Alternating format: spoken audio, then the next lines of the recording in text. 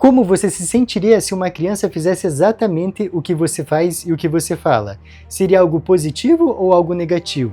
Nessa semana nós vamos estudar duas pessoas, a história de duas pessoas. Eles trouxeram influência para essa geração que veio depois deles e até para os nossos dias. Então fique comigo, essa lição está muito boa e a gente vai estudar agora.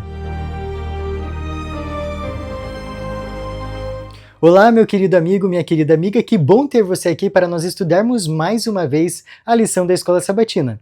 Para você que não sabe, nós estamos estudando essa lição aqui, que é Lições de Fé no livro de Josué, ok? E olha só, essa semana nós já estamos na 8ª lição. Então, se você perdeu alguma lição, é só você consultar aí o canal, que vão estar todas disponíveis, ok? Essa lição tem por título, então, Gigantes da Fé, Josué e Caleb. Então, antes de nós abrirmos aqui e começarmos a falar sobre a lição, eu já espero que você esteja com a sua Bíblia aí, porque nós vamos estudar vários textos, uma caneta também para fazer as anotações, e agora, nesse momento, nós vamos fazer a nossa oração, ok? Vamos orar? Querido Pai que estás nos céus, nós te agradecemos, ó Deus, pela oportunidade de estudarmos a sua palavra. Pedimos que nesse momento o Senhor seja nosso guia para que possamos entender o que vamos ler. É isso que pedimos e desde já agradecemos. Em nome de Jesus, amém. Então agora, você aí está munido da sua Bíblia, da sua lição, da sua caneta. Vamos então para o nosso verso áureo que está lá em Hebreus 13, versículo 7. Olha só o que vai dizer para nós. Lembrem-se dos seus líderes, os quais pregaram a palavra de Deus a vocês, e considerando atentamente o fim da vida deles, imitem a fé que tiveram. Olha só que especial. Você tem alguém como referência de cristianismo? Alguém que você vê, às vezes, pregando, às vezes, nas atitudes da pessoa, você vê um baita de um cristão? É interessante que a gente imite esses exemplos, né? Porque o quê? Fazem bem para nós. Então, quanto mais perto nós estivermos dessas pessoas, melhor será para a nossa vida espiritual. Porque pela contemplação nós somos transformados. Por isso que a gente tem que cuidar muito com o que a gente ouve, com o que a gente fala, com quem a gente anda, porque vai influenciar diretamente na nossa vida. E é isso que a gente vai ver nessa lição. Então vamos para a nossa introdução da lição. Aqui trouxe várias perguntas muito boas para a gente refletir. A primeira delas é que todo pai sabe que os filhos aprendem pelo exemplo, né? Você pode falar para uma criança diversas vezes uma coisa, mas se você não faz exatamente aquilo que você fala, aí tem um problema. Ela vai imitar o teu exemplo, não as suas palavras, né? Outra pergunta que diz aqui é a seguinte: quantos pais já se preocuparam ao ver seus filhos seguirem seus maus hábitos em vez dos bons? Olha só que interessante, você fala para uma criança fazer o certo, mas ela faz errado. Então isso é muito importante de a gente ver quais são ou quais estão sendo as nossas atitudes diante da criança, né? Às vezes, numa hora precipitada, você pode falar um palavrão, e aí a criança vai falar coisa boa ou vai repetir eternamente essa palavra? É interessante de pensar, porque a criança é uma esponja, né? Às vezes você pensa que ela não está ouvindo, mas ela está ouvindo, ok? Então, olha só, independente da idade, é comum acharmos mais fácil fazer o que é errado do que é certo. E essa é uma constatação muito triste, né? Porque a nossa tendência pecaminosa sempre pende para o mal. Para a gente fazer o bem, né? Até Paulo vai falar isso nas suas cartas, que o bem que a gente quer é difícil de fazer, já o mal que a gente não quer fazer é bem mais fácil de fazer. Isso faz parte da nossa condição, então, pecaminosa. Antes de continuar a lição, eu gostaria de ler um versículo que vai descrever muito bem o que a gente está trabalhando aqui, que está lá em Romanos 7, versículo 15, que diz assim para nós: porque nem mesmo compreendo o meu próprio modo de agir, pois não faço o que prefiro, e sim o que detesto. Olha só que frase triste, né? E quem que nunca passou por isso? Quem que nunca viu essa frase, esse verso se concretizar na vida? Desde o nascimento somos moldados pelo poder do exemplo. Então, a gente pode comparar aqui com uma criança, é muito mais fácil a gente entender o que a gente está estudando aqui com uma criança. E essa introdução da lição é muito especial, porque olha só, mesmo na vida adulta, ainda precisamos de modelos. Vocês veem como que as pessoas seguem pessoas, por exemplo, nas redes sociais? O quanto determinada pessoa tem milhões e milhões de seguidores. O que agrega na vida dessas pessoas? Muitas vezes nada, e muitas vezes ainda tem uma influência negativa, né? Às vezes as pessoas têm uma vida ali de luxúria, ou uma vida que não tem conformidade com o que Deus nos manda, né? Com o que Deus nos pede, e aí muitos cristãos estão lá contemplando esse tipo de conteúdo. É um perigo, né? Então a gente tem que ver o que a gente coloca diante dos nossos olhos. Outro ponto aqui, então, para a gente finalizar, é que, embora ninguém seja perfeito, podemos admirar e seguir os traços espirituais daqueles que se tornaram gigantes da fé. Então, aqui na Bíblia, olha só a importância de você estudar a palavra de Deus. Aqui na Bíblia, você não vai encontrar dois ou três. Você vai encontrar dezenas de pessoas que foram extremamente fiéis a Deus e traz agora a Bíblia aqui para nosso ensino, para exemplificar. Então, como pode ser a nossa vida? Então, a gente tem que entender que essas pessoas que viveram aqui no tempo bíblico, elas não tinham uma auréola na cabeça, elas não andavam de branco na rua, elas eram pessoas como nós, como eu e você. Só que a diferença deles é que eles tinham muito poder porque eles oravam. Tá? Então, eles não passavam como a gente passa hoje em dia 5 minutos numa oração. Às vezes, 5 minutos numa oração para alguém é muito tempo, não consegue ficar ali ajoelhada, parece que é uma tortura. Já essas pessoas aqui, eles andavam constantemente com Deus. Um ápice que a gente pode ver aqui, principalmente lá em Gênesis capítulo 5, a gente vai ver a história de Enoque, uma história extremamente curta, em 2 versos, mas que ele andava tanto com Deus, que um dia Deus falou assim, olha, você não vai para casa, hoje você vem comigo. Pense, escutar isso do próprio Deus, que felicidade que deve ter sido, né? E esse nível de coragem, de fé, de ousadia na palavra de Deus, a gente pode conseguir. Basta que a gente dobre nosso joelho e diariamente, então, busque o reino de Deus em primeiro lugar. Essa semana nós vamos estudar, então, 2 histórias de 2 personagens que eles viveram ali na mesma época, né? E nós vamos ver que eles foram um exemplo de coragem e fé, ok? Então, vamos ver a história de Josué e Caleb.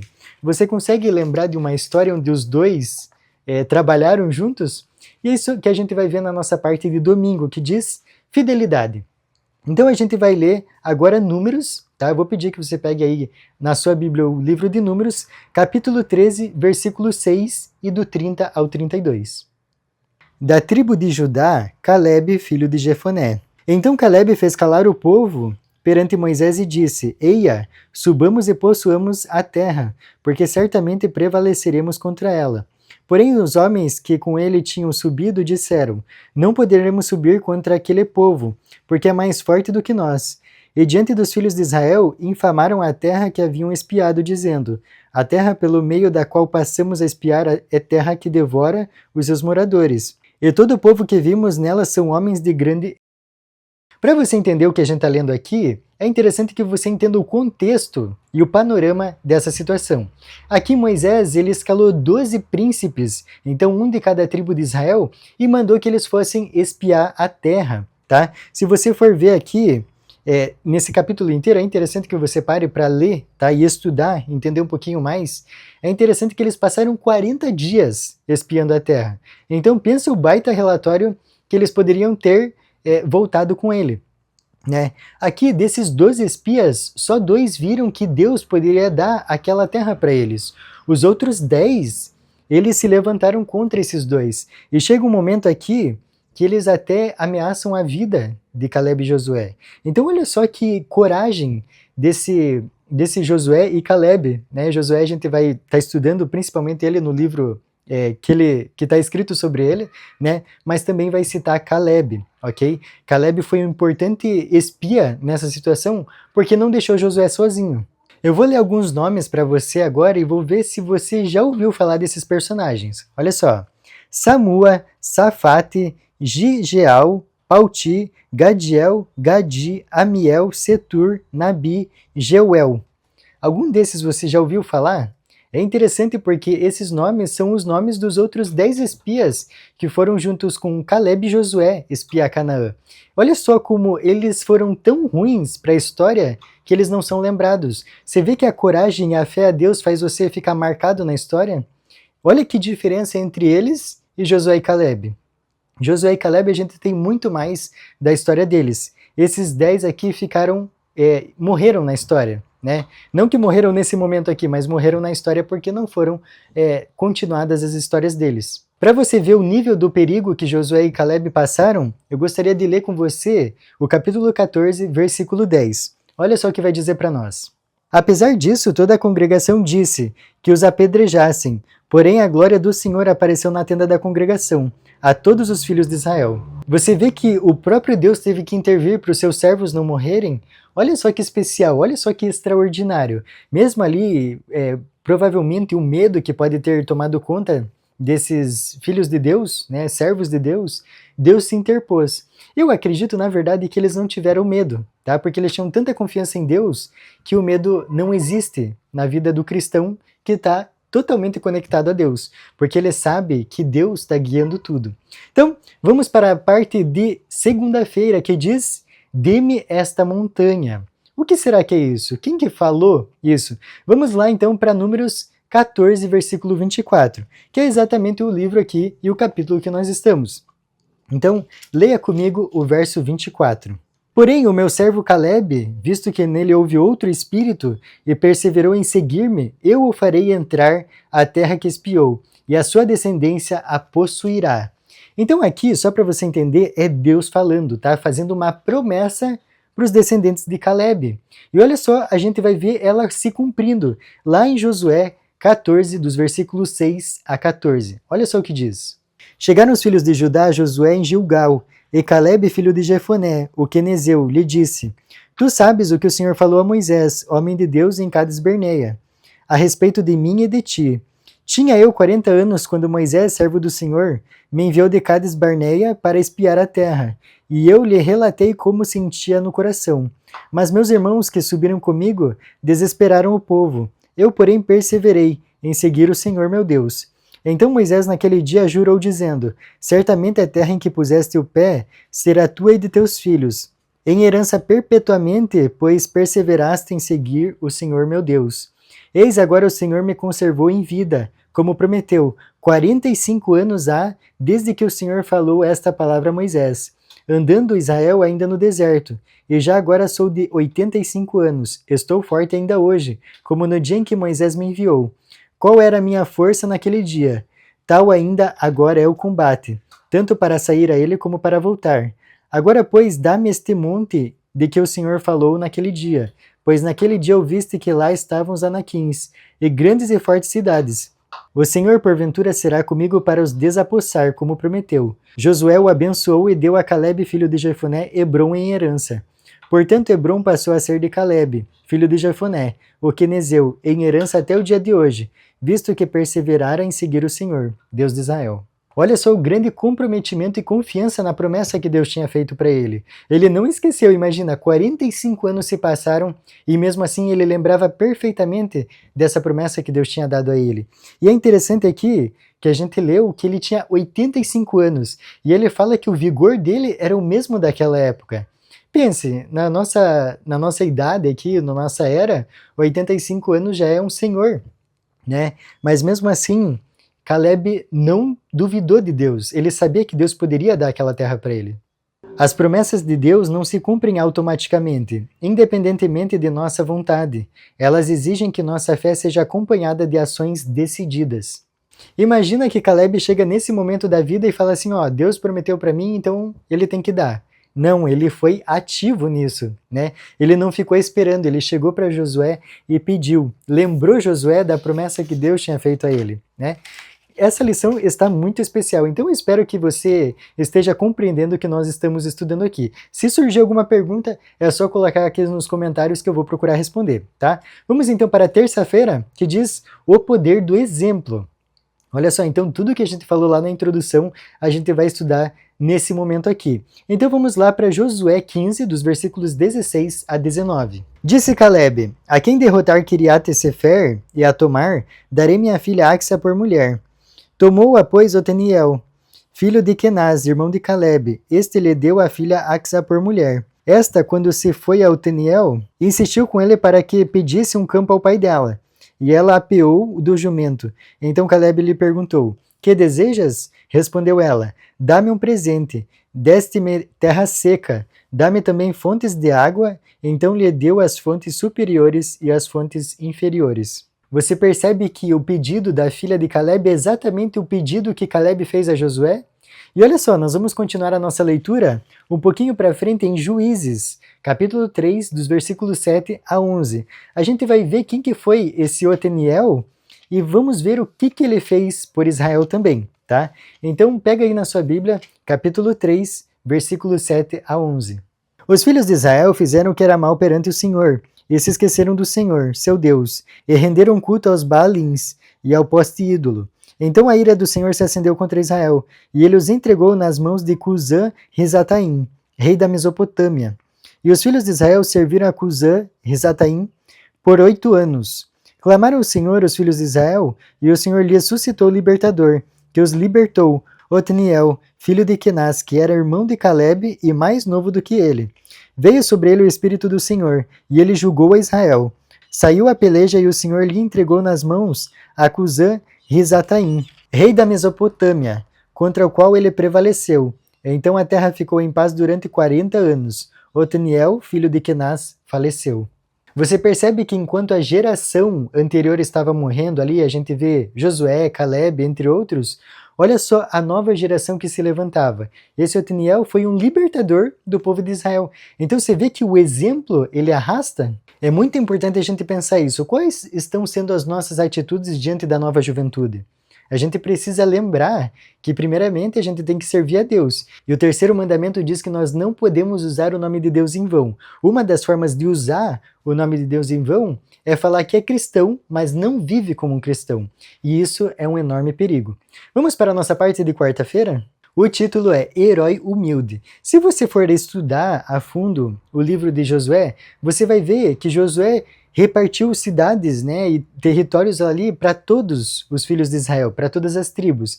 E agora eu queria ler para você, e ler com você, na verdade, Josué 19, dos versículos 49 ao 51. Vai trazer uma informação muito interessante.